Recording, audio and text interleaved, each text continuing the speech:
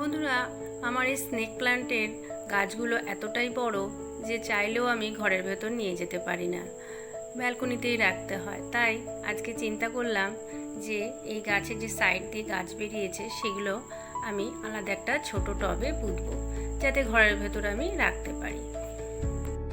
আর দেখো, এই গাছটা তুলতে গিয়ে আমি খেয়ালই করিনি যে পাশে এই পাতাটা, যেটা এখানে আসার সময় ভেঙে গেছিলো, সেটা আমি না ফেলে এই মাটিতেই পুঁতে দিয়েছিলাম। কি সুন্দর গোড়া বেরিয়ে গেছে।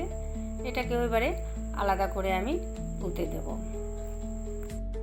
গাছগুলো শিফট করার সময় খুবই খারাপ অবস্থা ছিল, আর এই পাতাটা এতটাই লম্বা যে ভাঁজ হয়ে ওখানটায় ভেঙে গেছিল। তাই কেটে নিলাম, এটা আলাদা জায়গায় পুঁতে দেবো, আর একটা গাছ হয়ে যাবে। আর একটা দড়ি দিয়ে আমি মস্টিকের সাথে গাছটাকে বেঁধে দিচ্ছি, এতটা লম্বা যে হেলে পড়ে।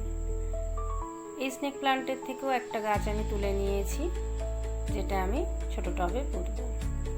মাটি রেডি করে নিয়েছি, করে গাছগুলো পুঁতে নিচ্ছি। ভালো করে মাটি দিয়ে চেপে চেপে দিয়ে আমি জল দিয়ে দেবো। মাটির মধ্যে আমি বালি, ভার্মিকম্পোস্ট, নিমখোল মিশিয়ে নিয়েছি, আর একটু কোকোপিটও দিয়েছি। দেখো, বসানো হয়ে গেছে। এই ছোট্ট গাছটাকেও আমি একটা ছোট পাত্রের মধ্যে বসিয়ে দিয়েছি, আর এই পাতাটাকে এভাবে কেটে নিয়েছি। কেটে নিয়ে আমি বালিতে বসিয়ে দেবো। এটা বানিয়েছিলাম অন্য গাছ পোঁতার জন্য, তা যেহেতু বালির মধ্যে শিকড়টা বেরোলে ভালো মতো দেখা যাবে, তাই এটার মধ্যে পুঁতে দিলাম।